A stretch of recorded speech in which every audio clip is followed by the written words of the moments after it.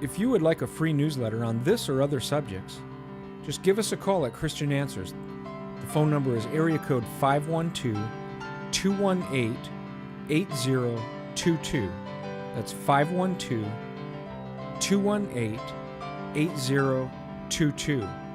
Or you could email us at cdebater@aol.com. That's cdebater@aol.com. Thank you. Welcome to Christian Answers Live, an outreach of Christian Answers, a nationwide apologetics ministry dedicated to contending for the faith that was once for all entrusted to the saints, dedicated to giving Christian answers. And now, from the studios of KIXL Radio in Austin, Texas, here are your hosts, Lee Meckley and Jim Tungate. Good evening. I'm Lee Meckley, Director of Radio Outreach for Christian Answers. Glad that you've joined us this evening. This evening we're going to be talking about a topic that you have not heard on this show before, but it's something that definitely needs to be dealt with. We're going to be talking about astrology. Now, the Dictionary of Occultism and Parapsychology defines astrology as the art of divining the fate or future of persons from the juxtaposition of the sun, moon, and planets. Judicial astrology foretells the destinies of individuals and nations, while natural astrology predicts changes of weather and the operation of the stars upon natural things.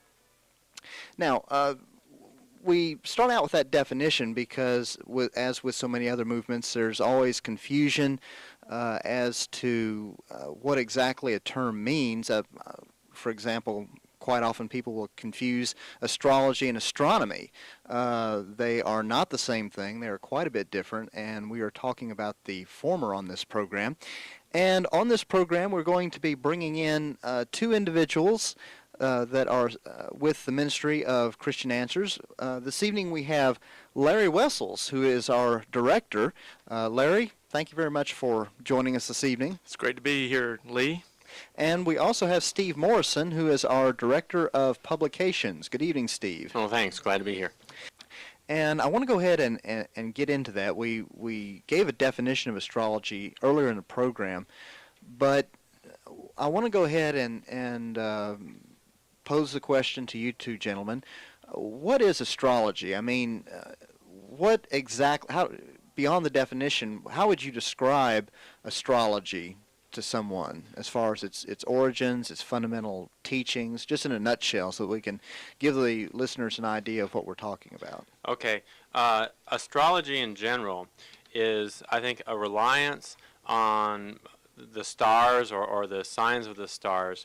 For some people, it's for information about their life. For others, they think the stars can actually help them. For others, they think the stars control them.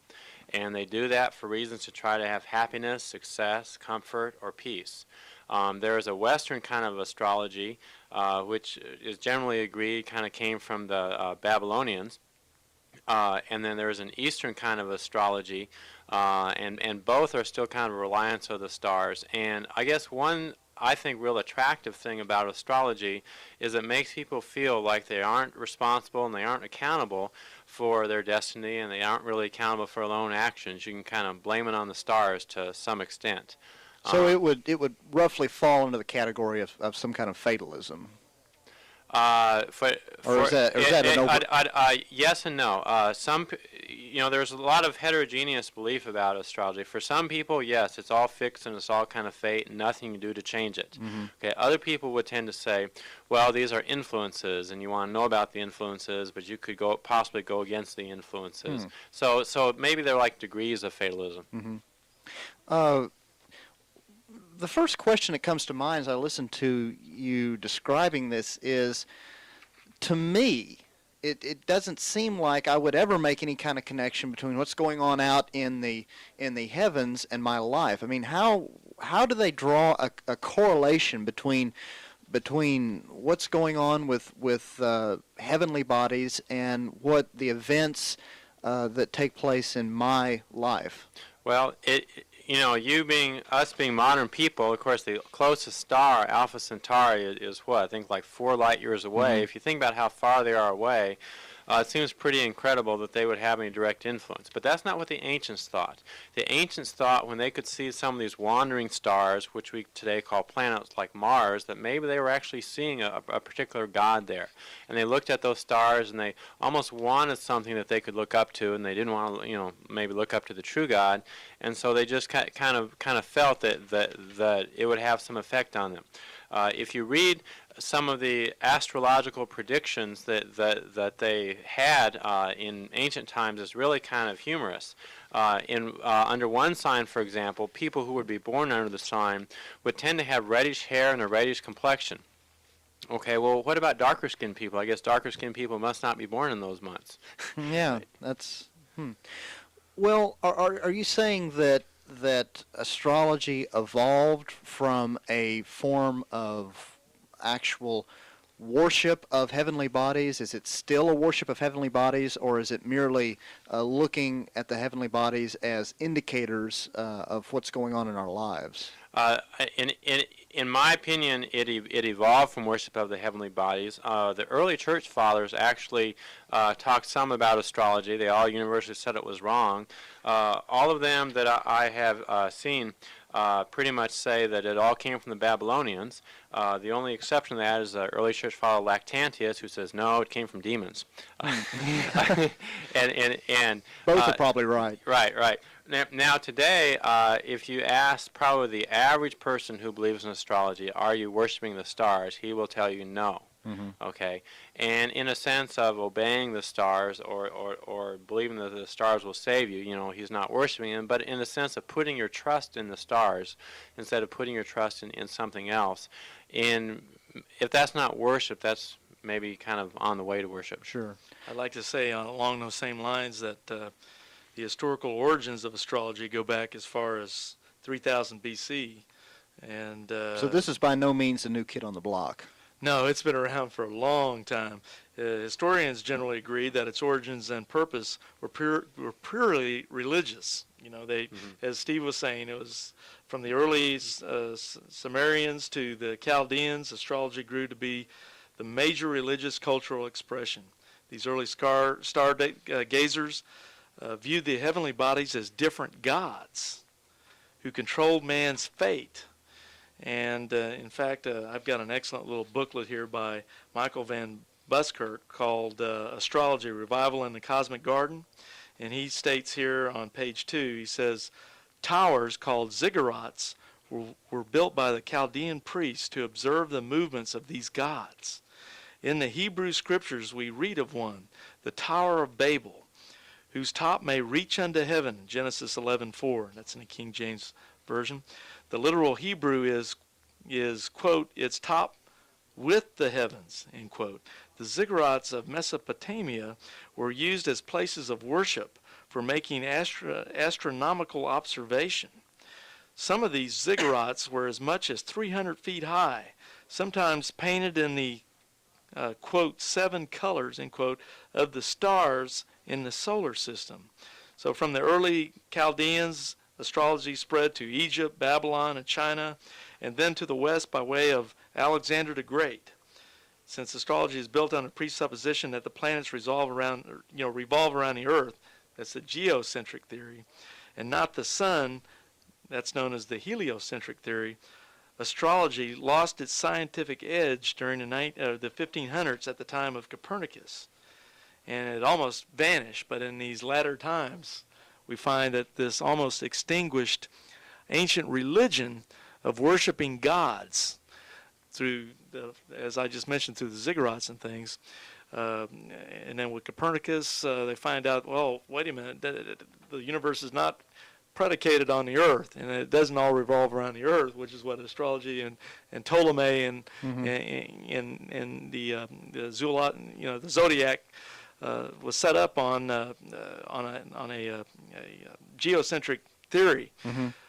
Well, when they found that that the Earth wasn't the center of the universe, then of course that destroyed its credibility until these latter times when superstition, New Age, modern beliefs started to come back in, and people started to accept this view. Now, this is interesting because this is a very ancient practice, and we kind of assume that there's an unbroken continuum going back to its origins. But yet, you're saying that it was actually based on the geocentric view, presupposition, Exactly. and that when this was refuted by the middle, Copernicus. yes, the Middle Ages astronomers, that it was essentially extinguished, and that what we have Because it threw off all the zodiac Yeah. charts, all the Yeah. astrological logs, because But, everything that- was based on the Earth being the center of the universe. This kind of reminds me about the people who try to tell the future with computers. Well, what if you try to tell your future with a computer and you found out you had a flawed Pentium chip? Well, does that mean that you're expecting things that you're going to be disappointed, or does that mean you wasted your money? Well, I think so, but I don't think it's because of a Pentium chip. Yeah. Right. Now, you got to understand when you're dealing with astrology here that since it is predicated on ancient mythology, ancient beliefs in all these gods, Jupiter, Mars, and things of this nature, that each god took on his own attributes, such as, Jupiter would be symbolic of someone who's powerful and maybe overbearing. And in other words, each mythological god would have his own personality traits. Mm-hmm. And so you'd have these different gods in ancient mythology that would have those traits associated with them. Like, let's say Pan might be a little more mischievous and more of a trickster. You have each of these different gods that would have different traits. Well, what the astrologers did was, when they're looking up into the stars, and there is this worship of the heavens and the stars and the constellations, they associate those constellations or those signs, those zodiac signs, with a certain god who have these certain personality traits. Well, then, by their astrological calculations, if they associate you with a certain zodiac sign, Aries or something like that, or Pisces or whatever it might be, well, then those gods have certain traits. Saturn, let's say, Mercury, he's kind of a sanguine, kind of upset, or I don't know all the different words I could use here for this, but he would have a certain kind of trait, and they would say, well, anyone born under that sign would have the traits like that god. You see, so if you're born under the sign of Aries, the god of war, which was also known as Mars, you were more warlike. You're more contentious. You see, you're more of a type of pushy type of person. Because that god was like that, and that's really what's going on here. See, people don't realize the correlation that's going on with this ancient mythology and stargazing worship of the heavens, and how it's taken and brought to a symbolic correspondence to your zodiac sign today. So really what people don't understand is when they're given these things in a newspaper about, well, here's what your forecast is today or whatever, it's really just taking correlations from these ancient attributes of these gods and associating it with your own personal life. And this is something that I want to stress, because it is interesting. What we have here is along with all the other paganism that we're seeing in society today. For example, the revival of goddess worship. I would really say we're almost seeing a revival of animism.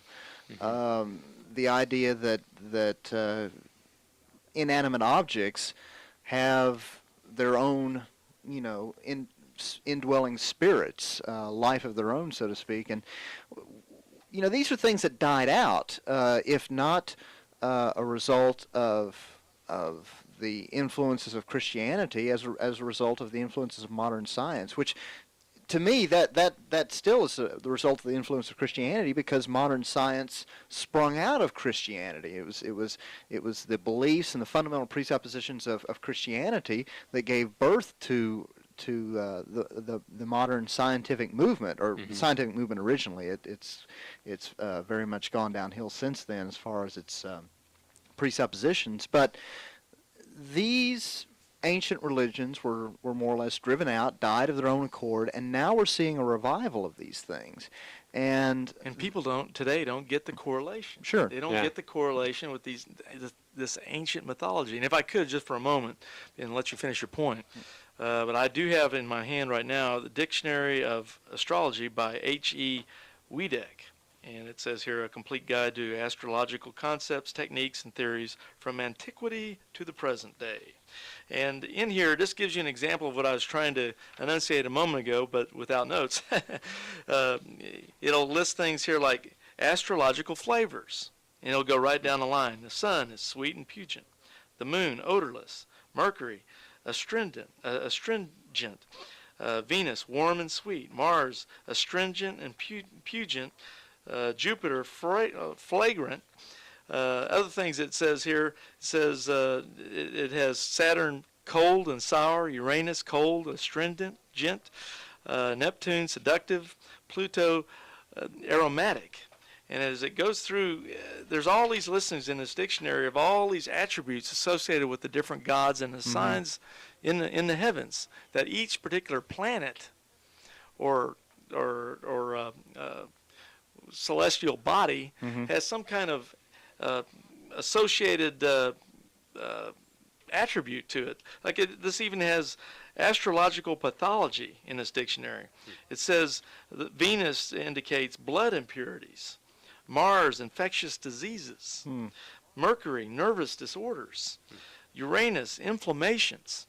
And so when you start to see the correlation between the gods and how they have their own attributes.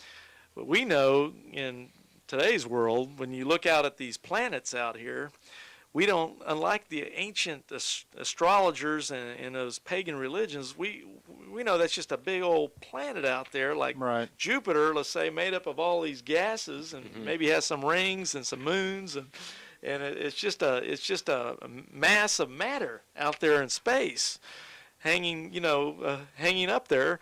And there's nothing godlike about it. But in the old times, they thought of it as some sort of god and gave it all these attributes. Well, and so that's what I was about to say. Yeah, and this gets to a point that I want to talk about. We discussed how it is that people see some kind of a correlation between what's going on in the celestial bodies and what's going on in our lives. And the listeners, we probably need to expand on that, because the listeners might be wondering, where is the connection? How do they figure there's a connection? I mean, obviously, we're saying that they did believe historically that there is a connection.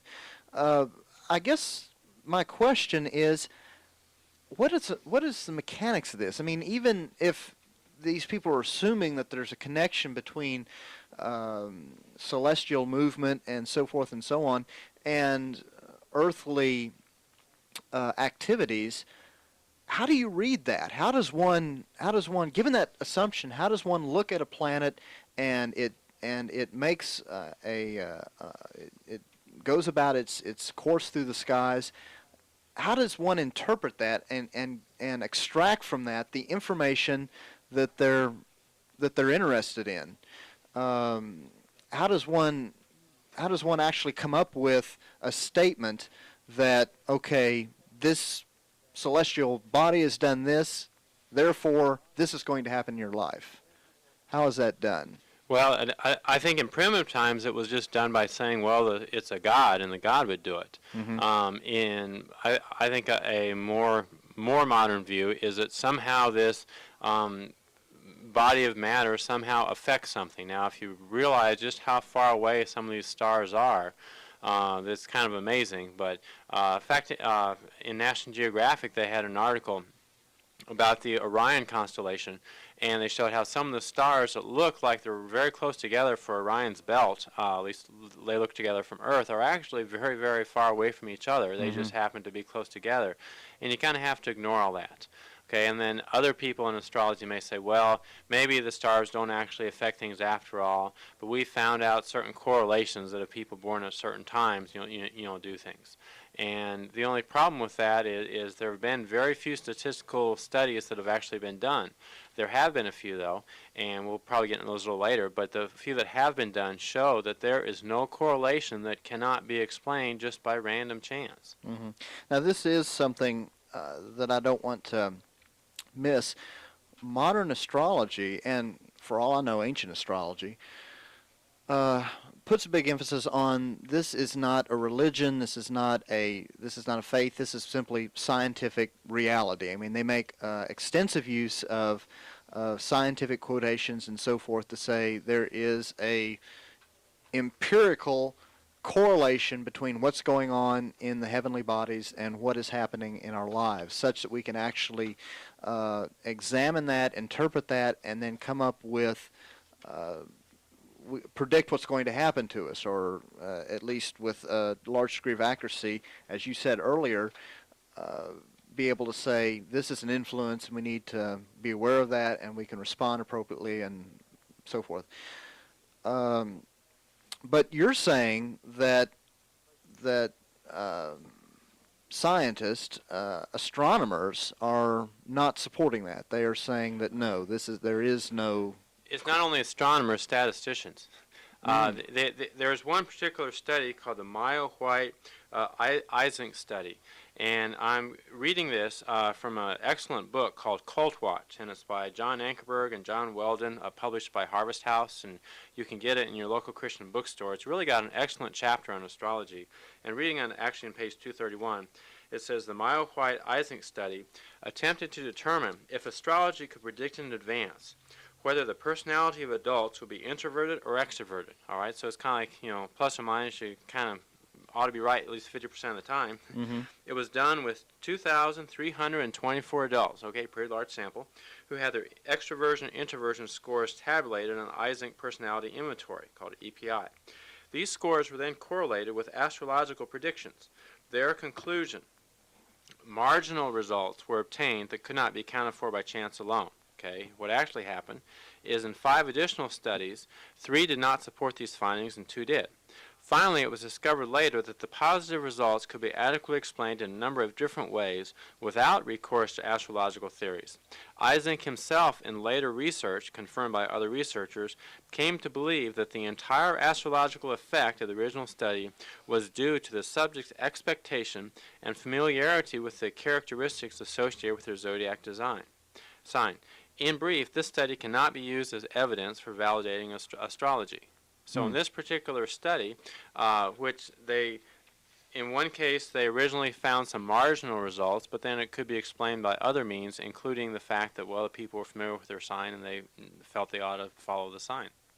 But even with that, you're talking about between none and marginal here. Oh, one thing to tie back into the question you just asked a moment ago, also go in with what Steve had said. The astrologers, basically, they look at one's future can be forecast, allegedly, because astrology asserts the unity of all things. This is the belief that the whole, or all of the universe put together, is in some way the same as the part, or the individual component or man, or that the part is a smaller reflection of the whole. And, you have the macrocosmic and the microcosmic model. This makes man a pawn in the cosmos with his life and actions predetermined and unalterable. So, now, okay. Go ahead. Well, what I was going to say is this is starting to get into what I was originally talking about is how do they see the connection there.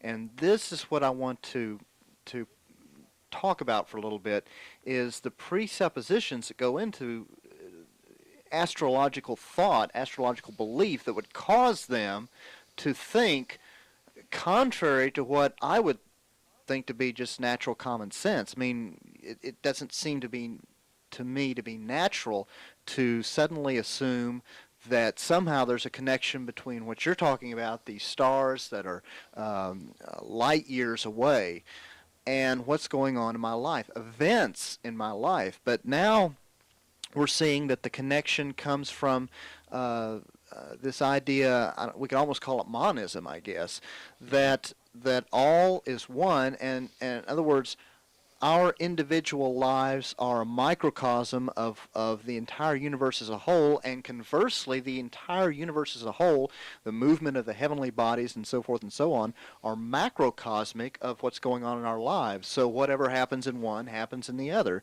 and vice versa, I guess. But the important thing would be is that there is a correlation; they are related through that, and this, to a big extent, is compatible with Eastern thought. We mentioned monism. We mentioned this idea that all is one, and this kind of connection. In fact, a lot of this comes from the East, originally. Well, yeah, Babylonians, Mideast, yeah. Well, and I'm not saying that it's I'm not trying to be reductionistic and say that this is just simply another form of Hinduism or Buddhism, but I'm saying there seems to be a connection here. There seems to be a relation. Well, of course, and that ties in with the Hinduistic concept of of karma or fate. Mm-hmm. Sure. I think in Islam they call it kismet, because some of Islam has picked up on some of this as well. But anyway, to believe in astrology, you must support the philosophy that either you're a born loser or a born winner, and it's fatalistic in its concept. But the end result is, because of that monism you were just describing, you have what they believe, the astrologers, is that the stars not only can forecast the course of our lives, but because of their exertion of power in this universe, also cause and compel the events that take place in your life. Now, something else that I was going to mention that I find somewhat interesting. Now, in the evolution of these things, say Hinduism, again, the origins and so forth of Hinduism are largely a matter of conjecture, but it seems to have come from a polytheistic thought where you literally had hundreds of thousands of deities, and some sects of Hinduism still hold to that kind of viewpoint, but to a large extent it has developed into a much more impersonal, almost agnostic or atheistic, especially in offshoots of it like Buddhism. And we seem to have here the same thing. You gentlemen are telling me that originally the astrology came from a viewpoint of these beings, or these celestial bodies, as being gods, and their personality traits were something that we shared as well. That has developed to now where we have these heavenly bodies as just being impersonal. I mean, that literally they hold them to be just simply planets and stars, and from what I'm judging from what you've said, they hold as well that they are just simply planets and stars and so forth. But because of this impersonal relationship, because of this monism, they are either determinant or at least indicators of what's going on in our lives. But the point being that it's become a much more impersonal type thing, where you're not actually dealing with personal deities and so forth. You're dealing with simply impersonal forces going on in your life. And that's why a lot of people miss the point. They don't see the correlation between the ancient pagan religions. Yes. Because they leave off that personal deity of a Jupiter or Mars and what he was like. They just kind of, that's just a planet out there, but then they don't give you why they have these associated traits now. And, again, I'm not trying to be Reductionistic about this. I'm not trying to equate all these different viewpoints, but I'm saying that they're related, in my view. This is something that we could expect, literally, because we have the Tower of Babel, and we have the nations being separated at that point, and you have the godly line that would continue along and eventually become Israel and the people that God was revealing himself to. The other people that ignored God's revelation went off into this other viewpoint, and what we see from Romans 1, that they began by worshiping four-footed creatures and two-footed creatures, and obviously these things develop and diversify and split off and so forth, but we do see this common thread in these basically Eastern religions that come down to us in the form of modern paganism. Not only the astrology, but the New Age movement and a lot of the environmental movements, if I can make that equation. The more radical earth worship type of mentality. So, I'm sorry. Go ahead. Oh, what it was saying, I think you have an interesting observation there about the how the evolution of things, because what you said about Hinduism is true for Vedantic Hinduism, that's kind of impersonalized Brahman, but yet at the same time they will claim about how ancient Hinduism is. Mm-hmm. Well, the early Hinduism, with the supreme god, that is Indra, not Brahman, and all the gross polytheism, was very different from the Vedantic Hinduism, and yet the popular polytheistic Hinduism is, I've been told, perhaps the most common Hinduism today in India, not the Vedantic type, the more intellectual type. Mm-hmm. And I think it's kind of the same in astrology. You have some of the more maybe intellectual astrologers who say, well, yes, they're just hunks of rock, but they don't have an influence, but they're signs. But then you have the popular thing that kind of gradually drifts to and it evolved from saying that it is, they do have an effect, or they do have control. And by the way, there is another form of astrology that many Westerners are not familiar with, and that's saying that you're not so much determined by the month you're born, but by the year that you're born, and that is more of the Eastern or Chinese. And of course, if you believe that your fate is controlled by that, well, that's different error, but really the same kind of error as the more Western and Mid-Eastern kind too. Now this is interesting because, and this might be a very, this might be stretching it a bit, but I've noticed that in, say your horoscope in the newspaper, they put a big stress on the month that you're born. They talk about your sign, which corresponds to the month that you're born in. But in a Chinese restaurant, you seem to see, like you're looking at the little placemat that they give you. A lot of times they'll have something that puts a big stress on the year that you were born. Right. And they'll have a sign that's associated with that.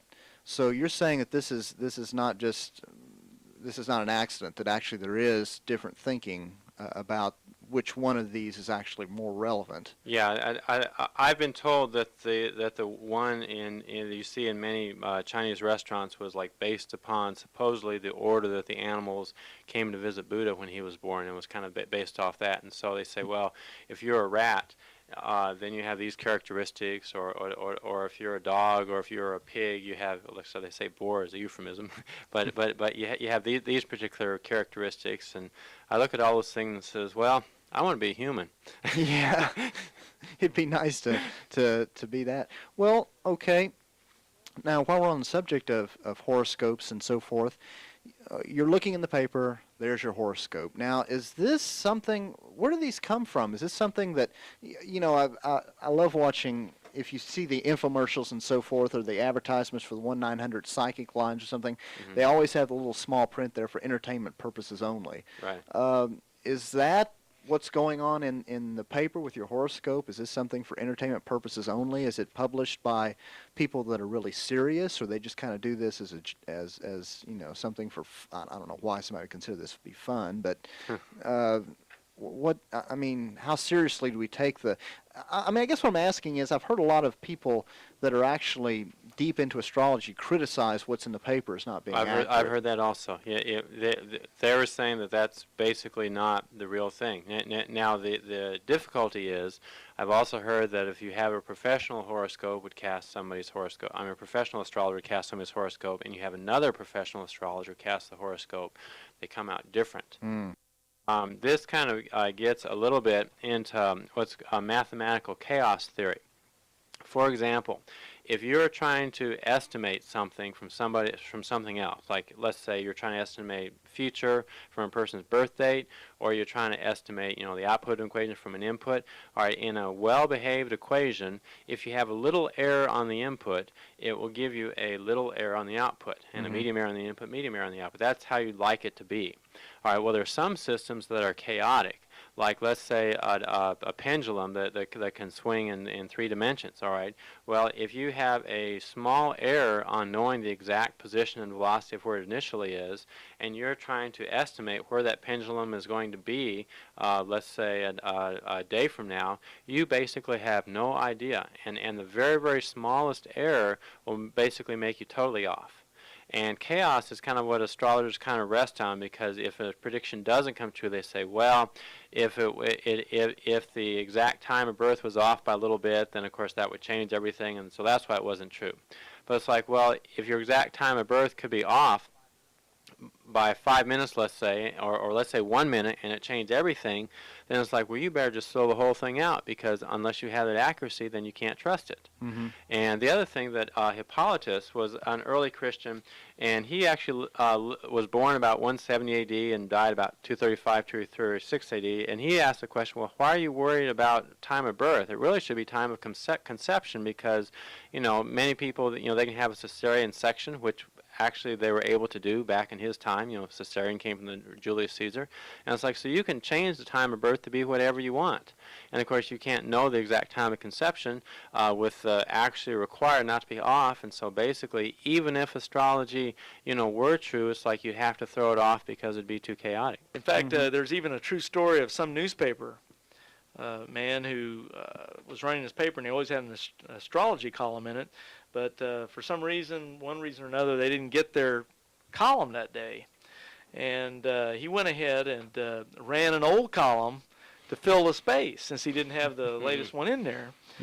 And then he started to realize that it worked just as well to use an old column that had been used before than a new one. So what he did to save money, so he had to pay for the new ones coming in, is he just started rerunning old astrology columns that they'd run in years past. And no one ever knew the difference. And that's why make one up, I would think. Exactly. And that's why a lot of actual astrologers who take it seriously will blast, the columns in a newspaper as being just that, just slop astrology.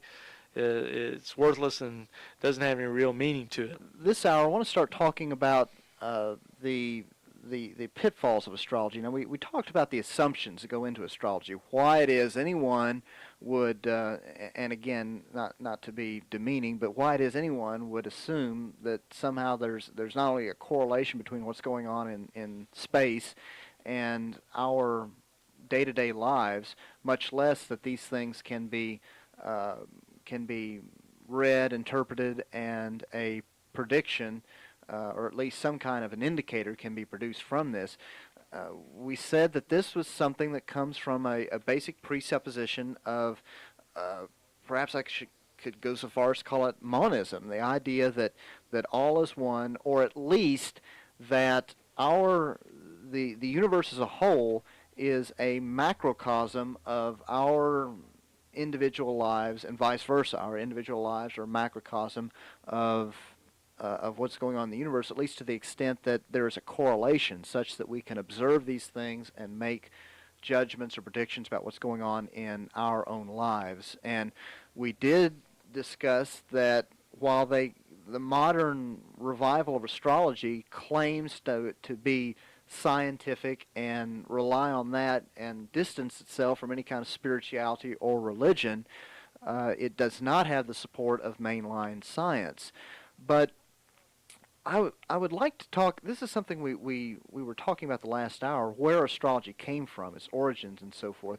Now, Steve, you have several interesting things, quotes there about the history of astrology, some of the things that took place along its development. Let's go ahead and back up and start talking about some of the, let's go back into the past of astrology and see what it is, how it has fared in the past, I guess, is the best way to phrase the question. Okay, well, what I can do is there were from probably the very beginning, people thought that for astrology that started with the Babylonians, when you were born in a certain month, you had certain characteristics. Okay, around 235 BC, AD, I'm sorry, Hippolytus, who was writing against astrology, he wrote down kind of documented what these characteristics would be. And I want to read just a couple of these, and you can kind of see what yourself what you think. For example, for those born in Cancer are of the following description: size not large, hair like a dog, of a reddish color, small mouth, round head, pointed forehead, gray eyes, sufficiently beautiful, limbs somewhat varying. The same by nature are wicked, crafty, proficient in plans, insatiable, stingy, ungracious, illiberal, useless, forgetful. They neither restore what is another's, nor do they ask back what is their own. As regards to friendship, useful. That doesn't sound very flattering. I've never seen that in a horoscope anywhere. I mean, I haven't read them all, but I've never seen anything that even sounded remotely like that in somebody's horoscope. Well, now what you're talking about here, Steve, is something that goes way back to the 3rd century. Yes, right? This is historical astrology. So when somebody says astrology is a very old science, well, let's look at what they claim they're following from. Right. Well, let's hear some more of this. This is kind of interesting. All right, here's another one.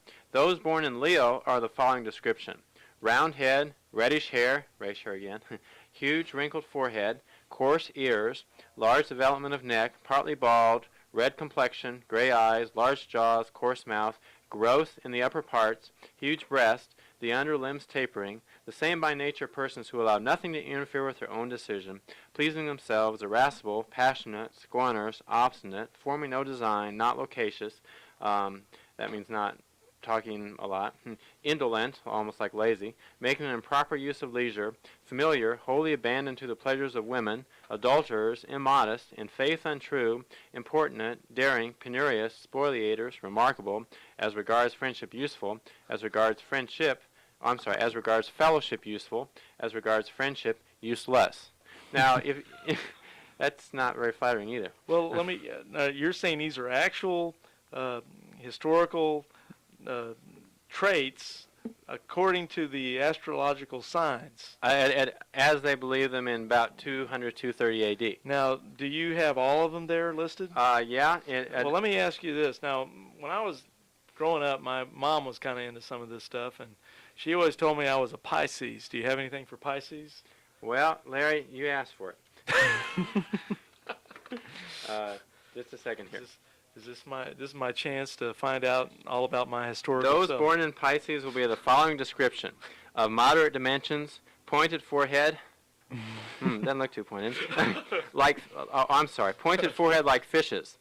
Shaggy hair. Frequently, they soon become gray. The same by nature are of exalted soul, simple, passionate, penurious, talkative. In the first period of life, they will be drowsy.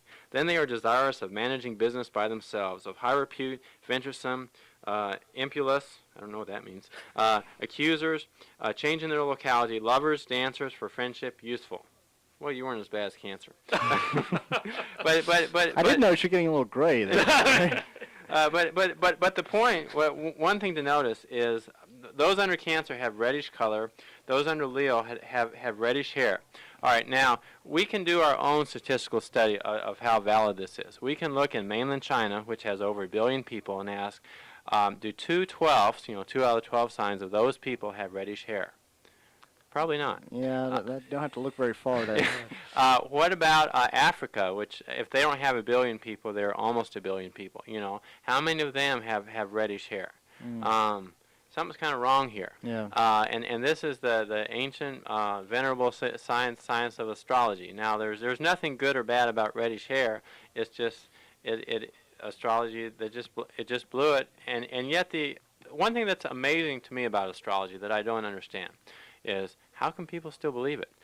According to a Gallup poll, it's like in 1975, 32 million Americans believe that the stars influence people's lives. Now, this isn't just saying astrology is true. This is even saying that the stars are actually doing something. Mm-hmm. And you know that there are about 10,000 full-time astronomers and 175,000 part-time astrologers in America.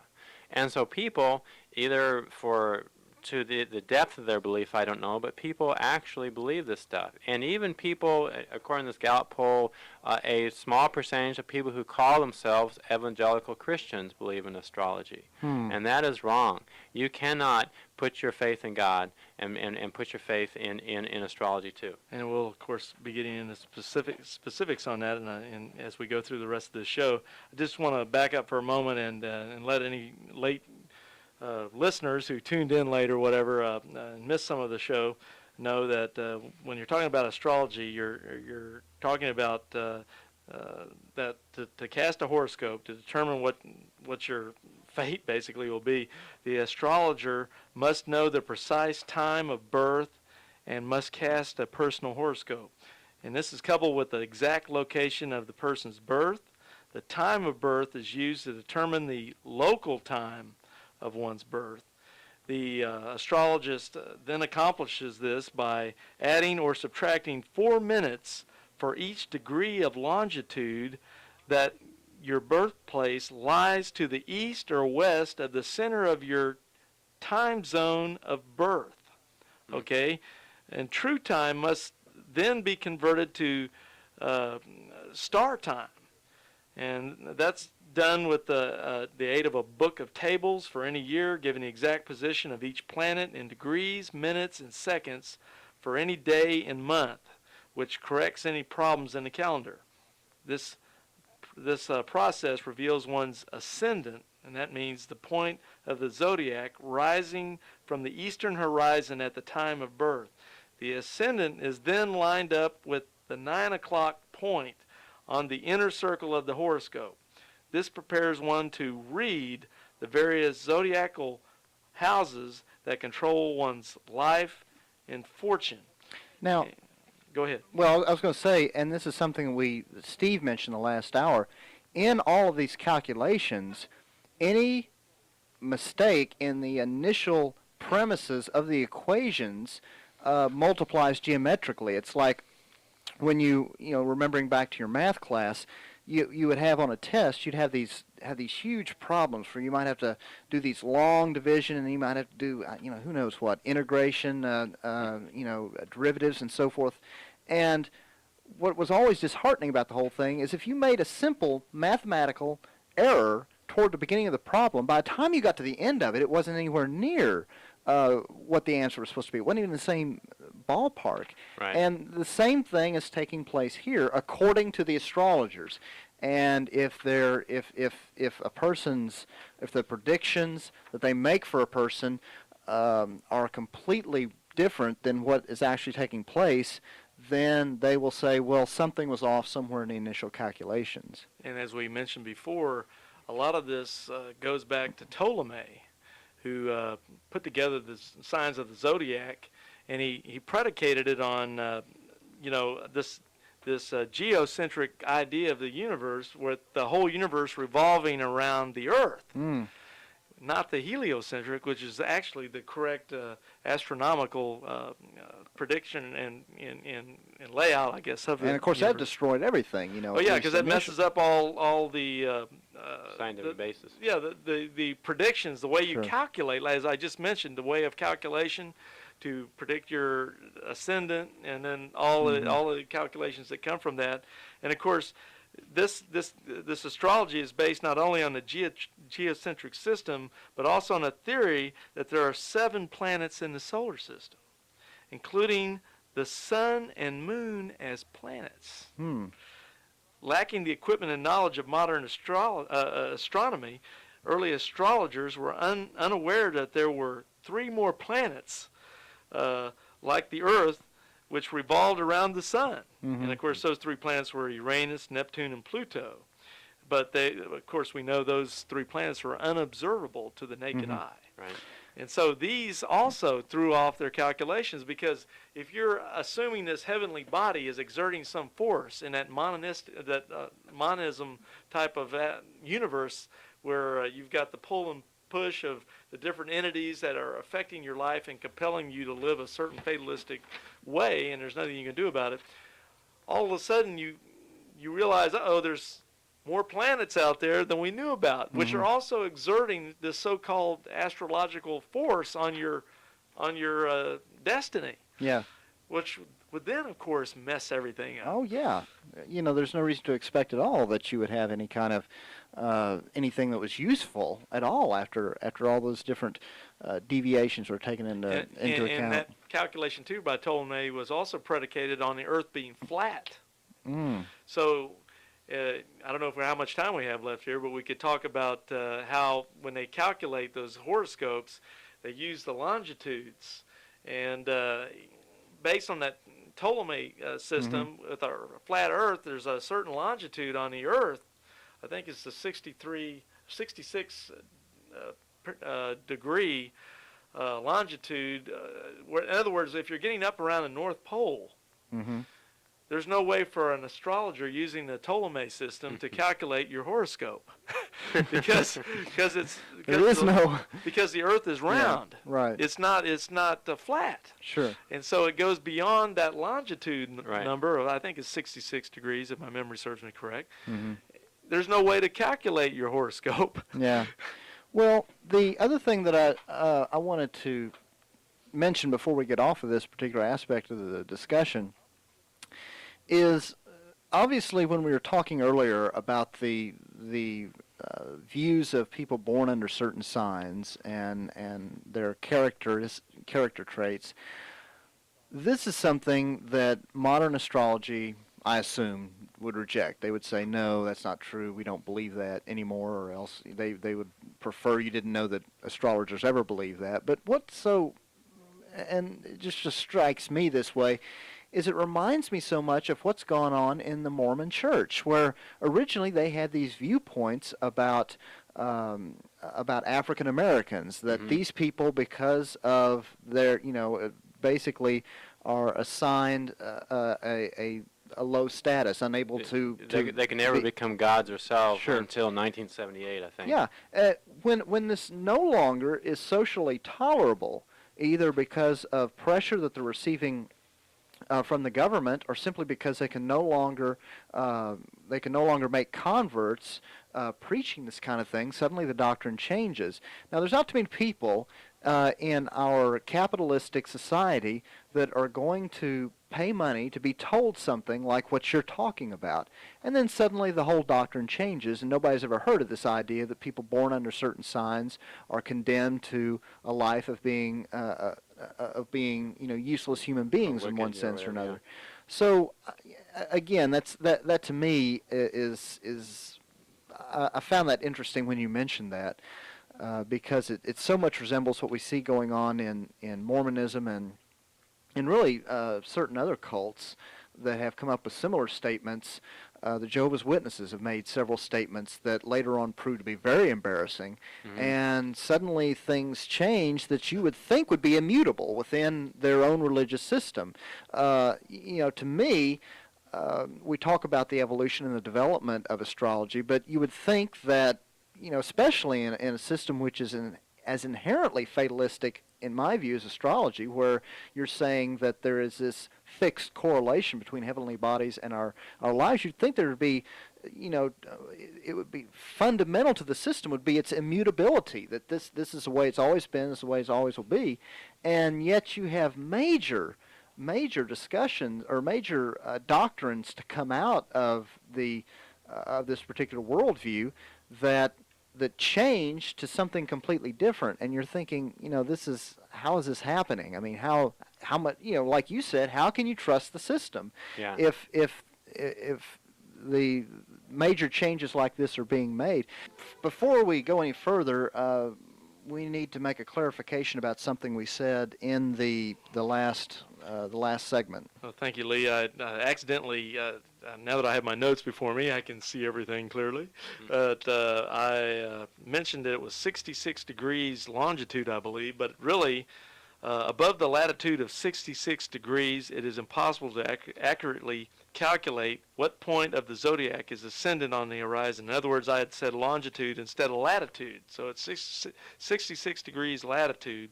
And, of course, that's meaning that would therefore mean a person living in Sweden or Siberia or Alaska or the Arctic regions could never have a valid horoscope. And as long as I'm on this point, I might as well bring up something else I always like to mention when I'm talking about astrology, and that's the precession of the equinoxes. And that means the precession of the axis of rotation, which is a gradual shifting of the lines of the poles so that 2,000 years ago the equinox is different than it is today. Referring once again to Michael Van Buskirk's excellent booklet, Astrology, Revival in the Cosmic Garden, in his reference to the precession of the equinoxes, page 8, he says, quote, Hipparchus discovered this phenomenon in the 2nd century BC. The earth wobbles because of the gravitational pull exerted by the sun and the moon on it. The earth consequently is inclined 23.5 degrees on its axis and, wobbling like a top, makes a full circle every 26,000 years. This means that the zodiac used in astrology no longer corresponds with the constellations after which the signs are named. 18 centuries ago, the spring equinox was in the constellation of Aries. It has now shifted to the constellation of Pisces. The Earth's axis point is in a continual circular sweep through the heavens. At the time of Copernicus and Columbus, the Earth's axis pointed 3.5 degrees away from Polaris. Now it points 1 degree away, and by the year 2100, the minimum distance of 1/2 degree will be reached. After that, the North Pole, celestial pole, will move away from Polaris, and other stars will take their turn at the polar star. What does this mean to traditional astrology? Guaquelin points out, quote, in other words, the zodiac is now like an apartment house where each occupant moved down 1 floor but left his nameplate on the old door. The signs of the zodiac have slipped about 1 case since Ptolemy. When the Earth is said to be crossing the constellation of Libra, it is in fact traversing Scorpio. Thus, the zodiac, as astrology's rudimentary premise, is false, and so annihilates the whole astrological system.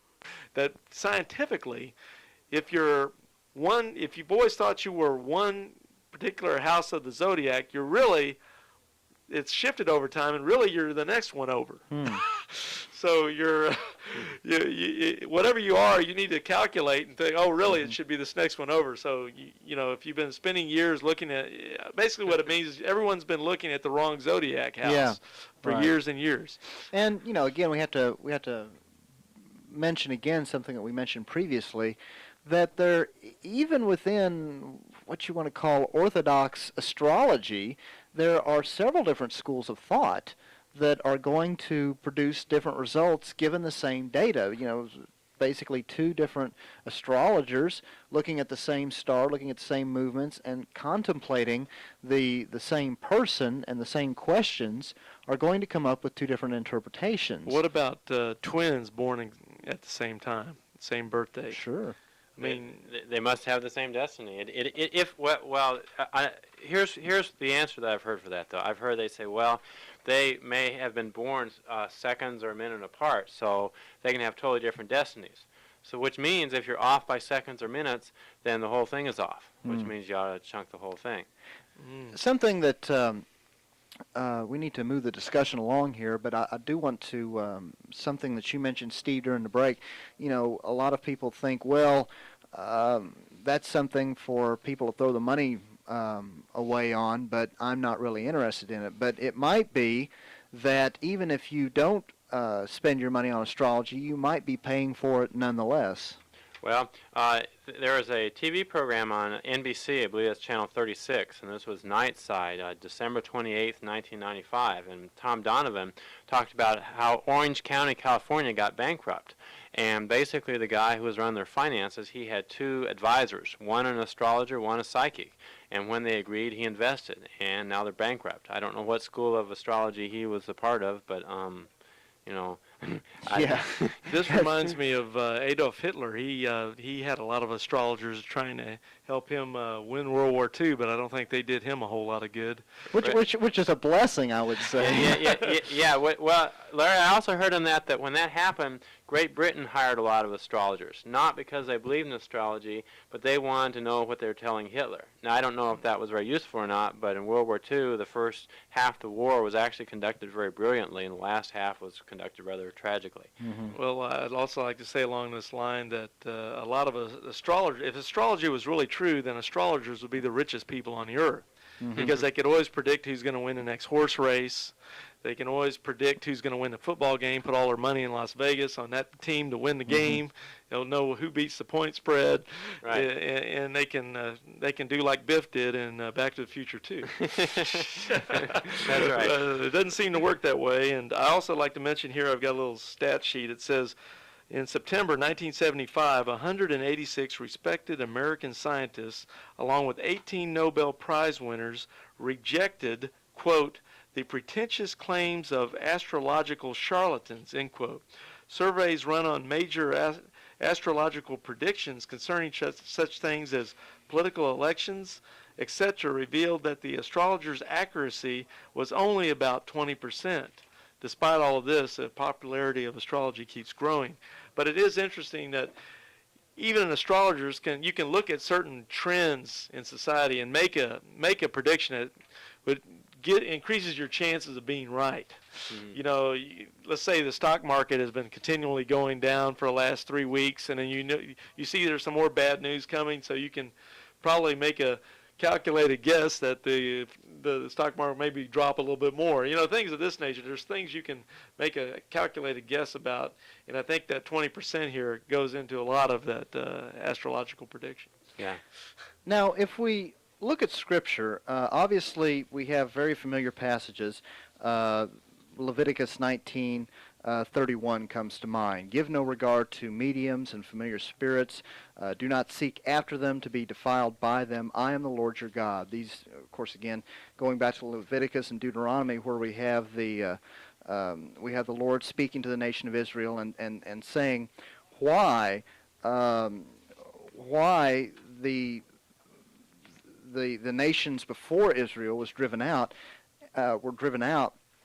and what practices they were to avoid, indicating that these were very ancient practices and from antiquity had been abominations to the Lord. Deuteronomy 18, starting with verse 9, when you come into the land which the Lord your God is giving you, you shall not learn to follow the abomination of those nations. There shall not be found among you anyone who makes his son or daughter pass through fire, or anyone who practices witchcraft, or a soothsayer, or one who interprets omens, or a sorcerer, or one who conjures spells, or a medium, or a spiritist, or one who calls up the dead. For all who do these things are an abomination to the Lord, and because of these abominations the Lord your God drives them out before you. You shall be blameless before the Lord your God, for these nations which you will dispossess listen to soothsayers and diviners, but as for you, the Lord your God has not appointed such for you.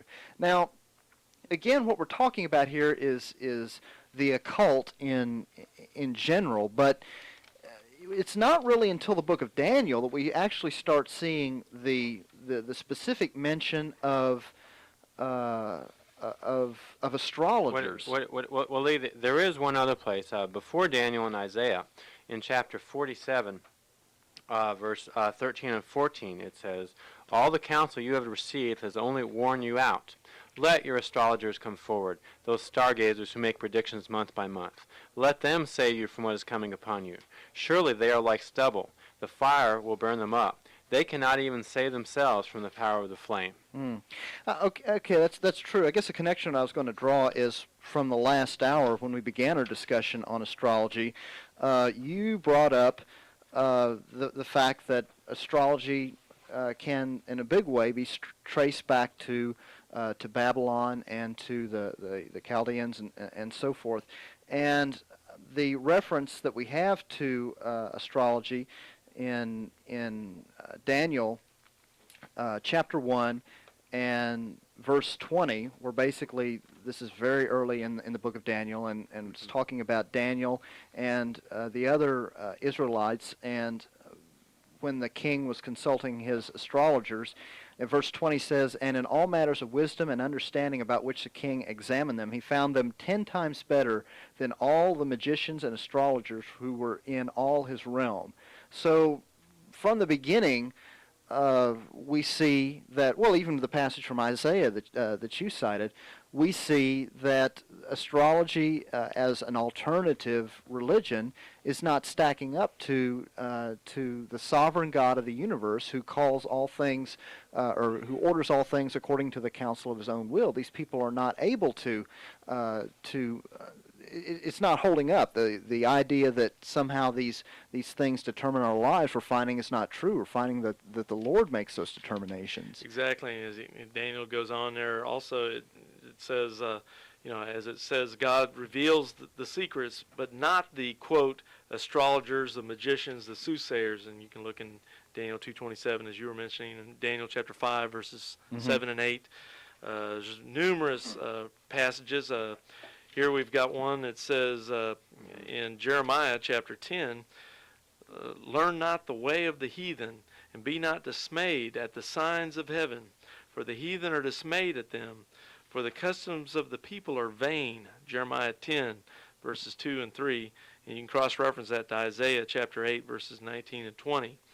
And so, as Christians, we shouldn't look to the stars, but unto God, as it says in Isaiah 45:22 and so forth. Oh, well, actually all over the place. Sure, and this is, and again, this is one of these issues where one would imagine that this is pretty straightforward, that verses like this would seem to be very clear, and that there would be no question at all about what Scripture has to say about these things. But there are those who say that the Bible teaches astrology, and that they can get support for their practices from the Bible, and they go to the same passage always, the Christmas story in the book of Matthew.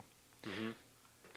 Well, in the book of Matthew, of course, it says that the Magi saw the star, and they came to see Jesus. Okay, well, now who were the Magi? Well, the Magi is actually the name of a tribe of the Medes, and they were like the priests among the Medes, maybe a little bit similar to like the Levites were the tribe of priests among the Israelites.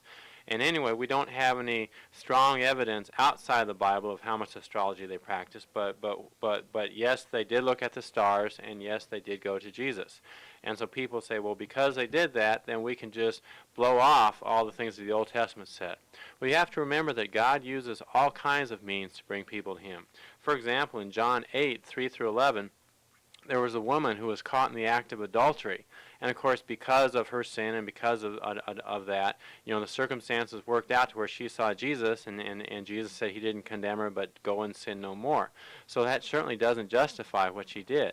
And in the same way, when people are trying to follow the sign in the sky or something else, God, who's sovereign, can use whatever means He wants. But that does not give us permission to disobey the commands that He's given at all. And again,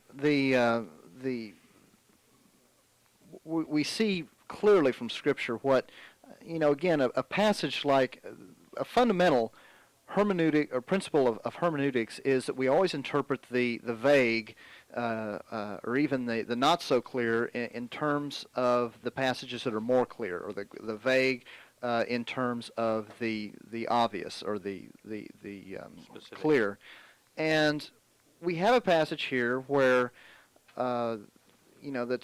that's referred to where, okay, they're following a star, so the Bible condones astrology without realizing that it's just simply recounting what had happened. A lot of people have made the point that it does say that they were following a star, but the first place the star led them to was the wrong place. So again, there's several different possible interpretations for what's being said there. But whatever's being said, we have to interpret that in light of what the Bible clearly says about astrology, that it is wrong and that it doesn't work. What we ought to do is get even a little bit deeper, starting back in the Old Testament, in some of the stories that were relayed there in the Old Testament. The golden calf, which Aaron fashioned.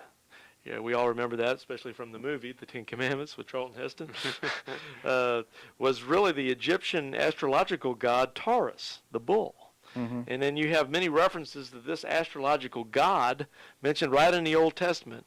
For instance, Exodus chapter 32, 1-35, Deuteronomy chapter 9, verses 16-21, Nehemiah chapter 9, verse 18, Psalm 105, verses 19 through 21, and then in the New Testament, Acts chapter 7, verses 39 through 43.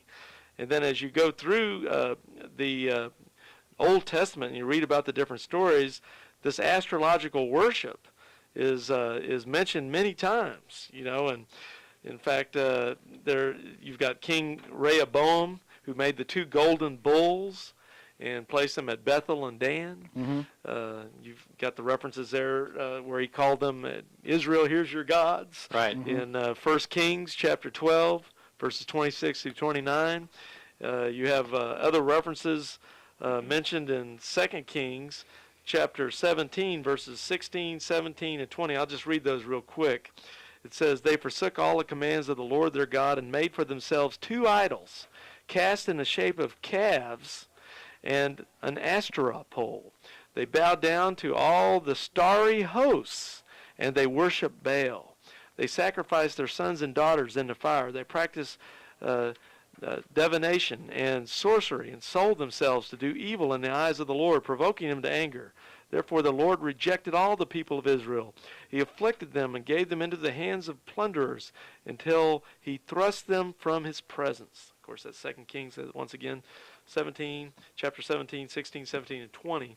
And you have other stories about King Rehoboam of Judah, who erected images of Taurus and Aries, the goat.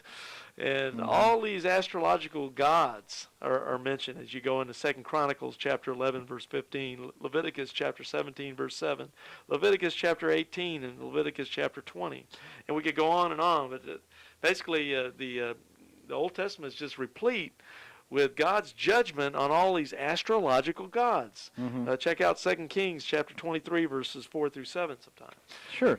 And, if you can go all the way back to the beginning, looking at Genesis chapter 1, verse 14, during the creation account, then God said, "Let there be lights in the firmament of the heavens to divide the day from the night, and let them be for signs and seasons, and for days and years, and let them be for lights in the firmament of the heavens to give light on the earth." And it was so. And then he goes on, or the passage goes on to talk about, and then God made 2 great lights, the greater light to rule the day, the lesser light to rule the night. And he made this almost a parenthetical statement. It says, "And he made the stars also." God set them in the firmament of the heavens to give light on the earth and to rule over the day and over the night and divide the light from the darkness. And God saw that it was good. Again, this is a passage, or at least in subsequent passages, that we would expect to see some kind of an indication that, again, those that would try to reconcile astrology with the Bible, try to reconcile astrology with Christian belief and say that we are arguing against something that we shouldn't, these are the places that we should see some kind of indication that the purpose of these things is, first of all, it doesn't show them to be determinate at all. The whole point of the first 2 chapters of Genesis here is to demonstrate God's sovereignty over all of these things that he has created. You can look in the last couple chapters of Job, and again, he talks about his sovereignty over all things that are taking place. They are no means determinative of our lives or events. And even if one can make the argument that, well, God is sovereign, but he uses these, he works through the means of these to govern our lives, or at least we can look to these to see some kind of indication of what's going on in our lives. Nowhere in any of these passages, either in Genesis here in chapter 1 or in the passages of Job or anywhere else, does he say that is the purpose of these heavenly bodies being created. So biblically, don't let anybody tell you that astrology is in the Bible or in any way whatsoever condoned by Scripture. I want to mention the famous the Queen of Heaven. Do y'all know what astrological or what planet or what astronomical? Sometimes you can get them mixed up. I remember when I was in college, I used to have fun calling astronomy majors. Oh yeah, astrologers. Boy, see them get mad, but still rightfully so. Still mess up interlinking those 2 words. But anyway, do you know what heavenly body is considered the Queen of Heaven? Venus and Asteroth? Nope, Well, the moon. Oh, the moon. And Jeremiah blasted those who worship the Queen of Heaven, as you remember those Old Testament references in Jeremiah chapter 7, verses 18, Jeremiah chapter 44, verses 17 through 25, and also just the general judgment of God on Israel for astrological worship in Jeremiah chapter 19, verses 13. And of course, Ezekiel gets into a lot of this also, of the astrological sins of the people. And would like to mention also Jeremiah chapter 8, verse 1. He says, "At that time, declares the Lord, the bones of the kings and officials of Judah, the bones of the priests and the prophets, and the bones of the people of Jerusalem will be removed from their graves. They will be exposed to the sun and the moon and all the stars of the heavens, which they have loved and served, and which they have followed and consulted and worshipped." Now that's Jeremiah chapter 8, verse 1 and 2a.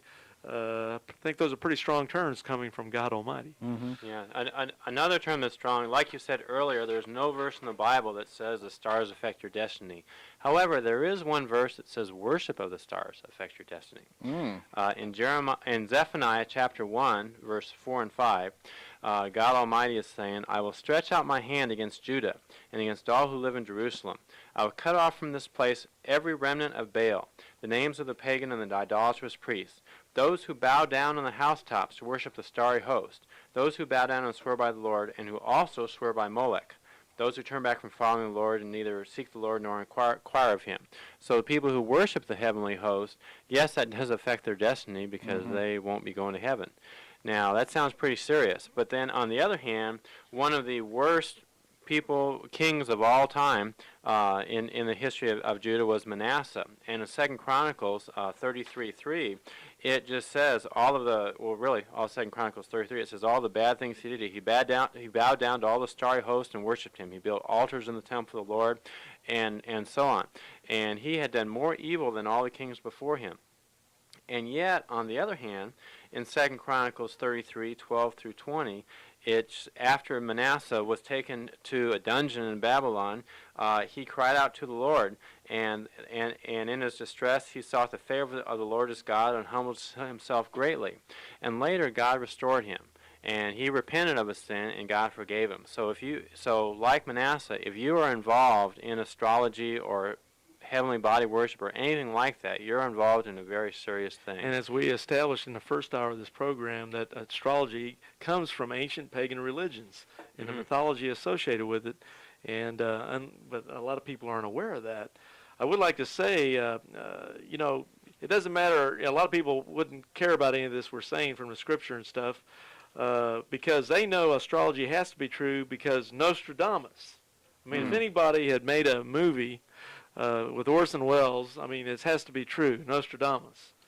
But I'd like to say on Nostradamus that even though he was supposedly the most famous astrologer that ever was and most successful, we find when you look at some of his predictions, they fail miserably. In fact, I was totally turned off to Nostradamus when I was a kid. I got fascinated because of the movie, The Man Who Could See Tomorrow. But when I got his books and quatrains and started reading them, they were so vague, you could make anything out of them. But some of the things Nostradamus predicted, he predicted that by 1792, Venice, Italy would become a great power and influence in the world. I don't know if that's happened. The downfall of the Catholic clergy in 1609, was, which he predicted, never materialized. He said that China would, he said by 1700 AD, China would subdue the whole northern section of the world. And there's many other predictions he got that were wrong. Yeah, and that's a real good note to leave on. We're out of time. Turn away from these false deities and turn to the one true and living God. Check out our websites. BibleQuery.org. This site answers 7,700 Bible questions. HistoryCart.com. This site reveals early church history and doctrine, proving Roman Catholicism is not historically or doctrinally viable. MuslimHope.com.